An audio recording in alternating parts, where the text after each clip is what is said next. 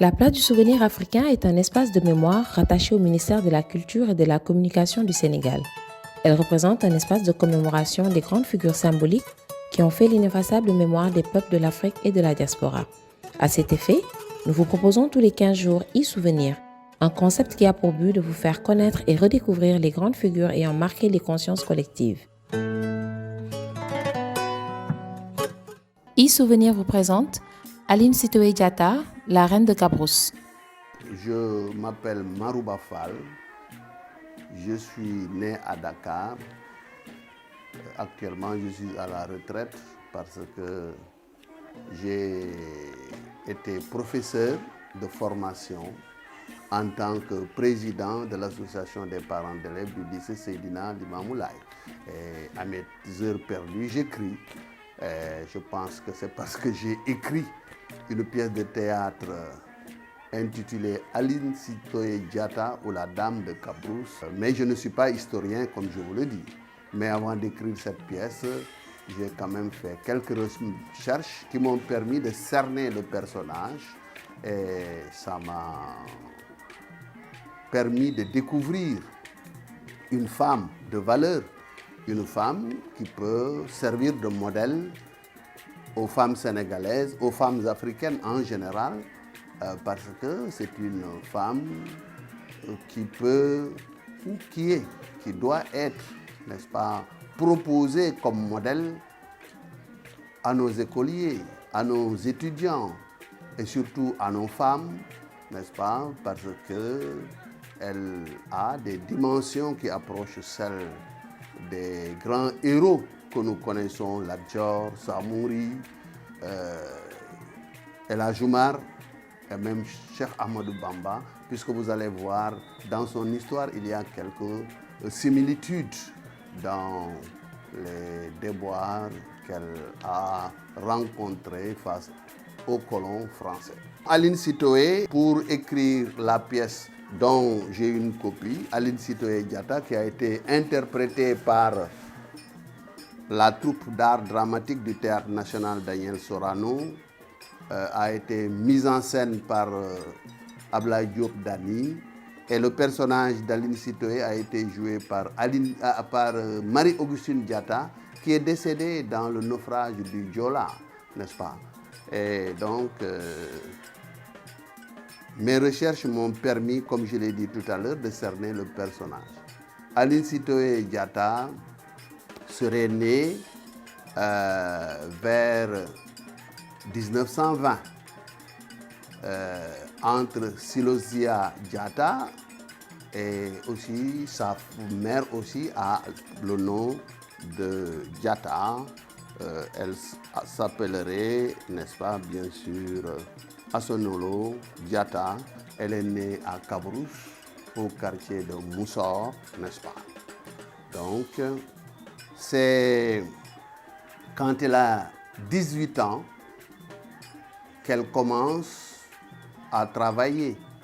Parce que comme vous voyez, les femmes sérères, comme les femmes Joola, ne veulent pas se laisser entretenir. Et elle a été prise en charge par son grand-père paternel. Mais quand même, elle n'a pas voulu se faire entretenir. Elle a commencé par travailler comme docker au port de Ziguinchor. Mais comme ça ne marchait pas tellement, comme beaucoup de filles Joola, elle a débarqué à Dakar pour travailler comme bonne à tout faire, comme servante, n'est-ce pas? Et c'est justement pendant son séjour à Dakar qu'elle aurait entendu des voix lui enjoindre de retourner au pays pour porter un message destiné à sauver la Casamance, destiné à sauver le Sénégal qui était sous domination. Elle n'a pas obtempéré tout de suite. Il paraît qu'au 4e jour, n'est-ce pas,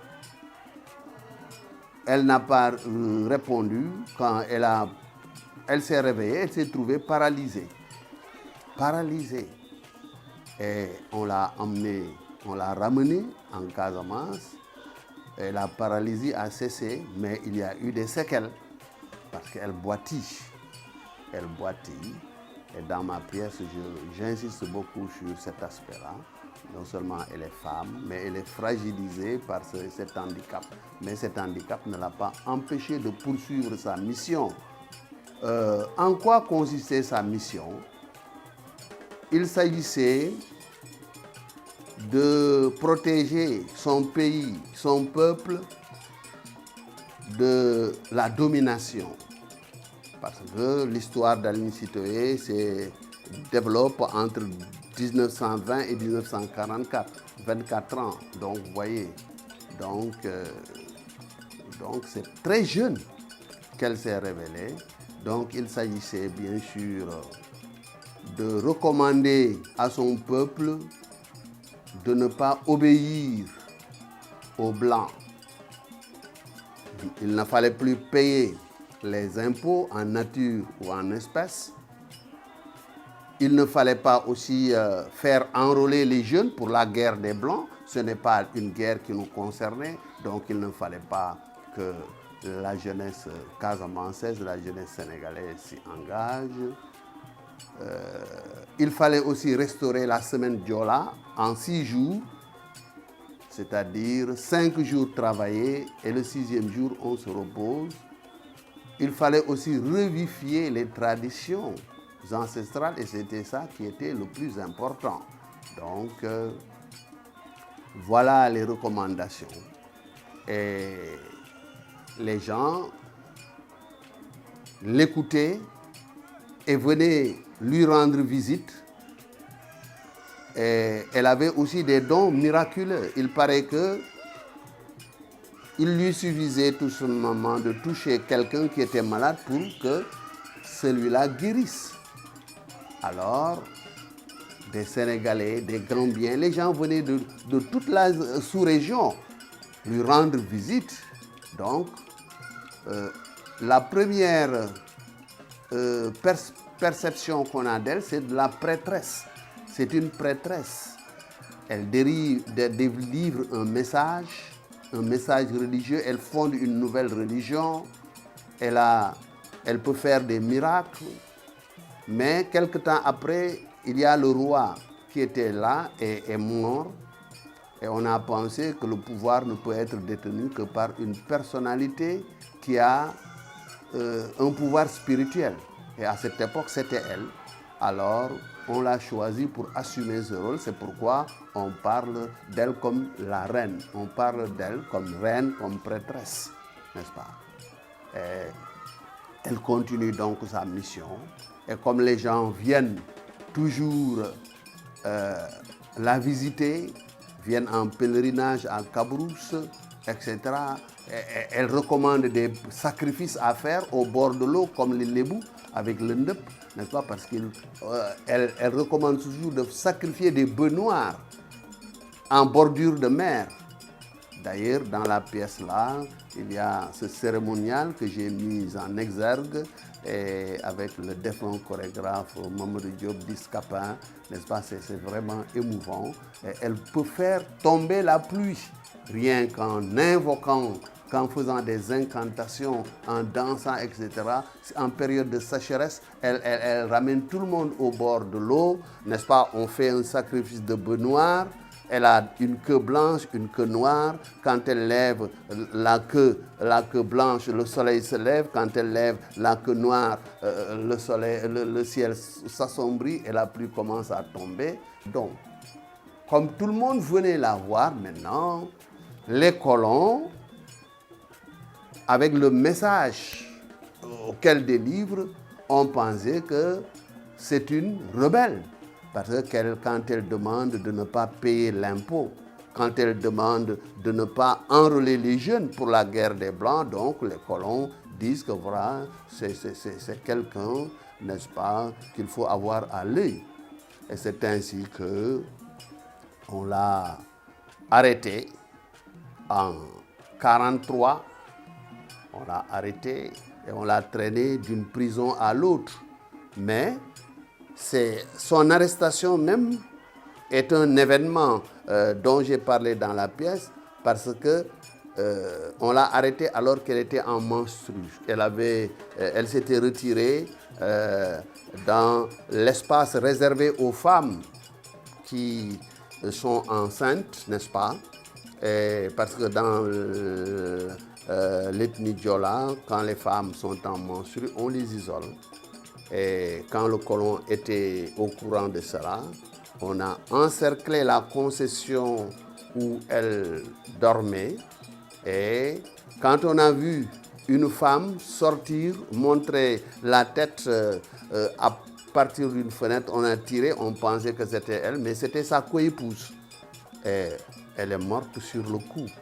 Mais le lendemain, pour éviter qu'il y ait d'autres morts inutiles, Aline Sitoé a quitté, n'est-ce pas, l'espace où sont gardées les femmes en menstru et pour aller se présenter aux colons. Et on l'a arrêté. On l'a arrêté, on l'a traîné de prison en prison au Sénégal, en Gambie, n'est-ce pas? Mais finalement, on l'a déportée au Mali à Tombouctou. Et c'est là qu'elle serait morte en 1944. À la suite de brimades, on l'a privée de nourriture, etc., etc. Et vous voyez, on l'a exilée, déportée, comme on a déporté Serigne Touba, n'est-ce pas? Comme on a déporté d'autres chefs religieux qu'on soupçonnait de vouloir soulever des troupes contre les Blancs, alors que ce n'était pas cela du tout.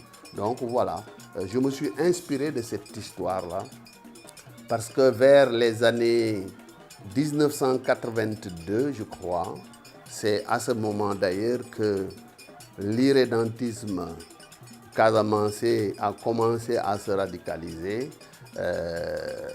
Des jeunes ressortissants de la Casamance avaient sorti un document sur Aline Sitoé. Et je m'étais emparé de ce document, n'est-ce pas? Et l'histoire d'Aline Sitoé m'avait tellement impressionné que je me suis dit qu'il fallait écrire. Et comme vous le savez, nos historiens, nos professeurs d'histoire doivent travailler sur cette personnalité-là pour mieux la cerner. Parce que, comme je l'ai dit, vraiment, elle mérite de figurer dans le panthéon de nos héros. Des personnages que nous devons célébrer parce qu'ils ont fait quelque chose pour la patrie.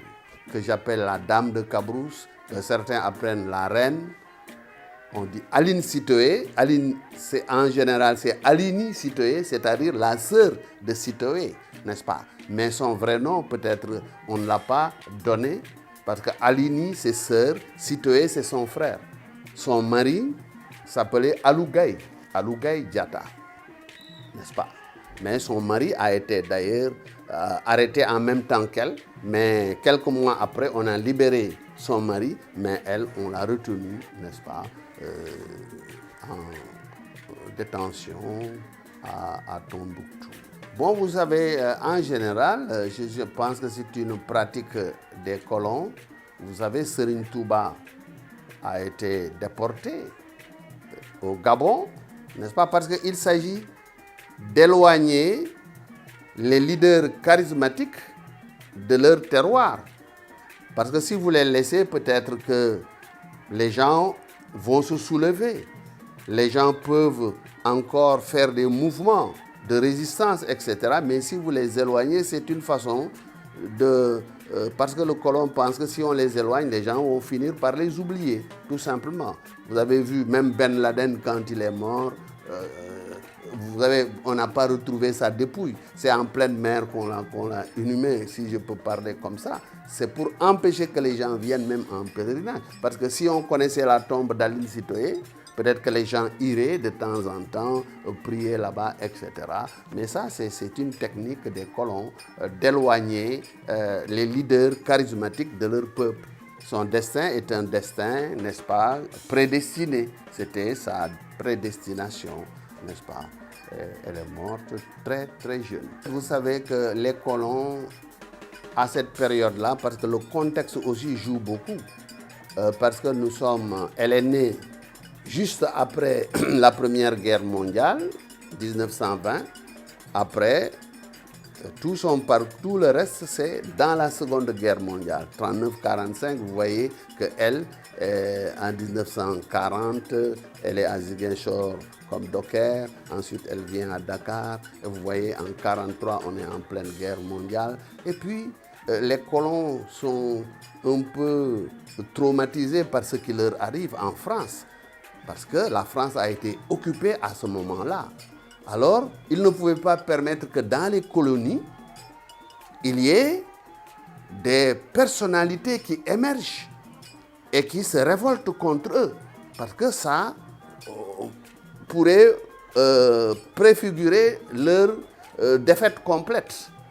Et c'est ce qui explique aussi ce qui s'est passé au camp de Thiaroye. Ce n'est pas pour une histoire d'argent seulement, mais parce que les tirailleurs qui ont été au front ont vu les Français, des Français mourir devant eux. On a vu la France occupée par les Allemands. Donc, revenus chez eux, eux aussi, ils vont faire comme les Français. Ils vont vouloir libérer leur pays. Mais c'est ce message qu'on n'a pas voulu que les tirailleurs, n'est-ce pas, portent. C'est pourquoi on les a massacrés tout simplement. Mais ce n'est pas parce que c'était un problème d'argent. Le comportement des Blancs envers Aline Sitoé, envers Cheikh Ahmadou Bamba aussi, c'était ça.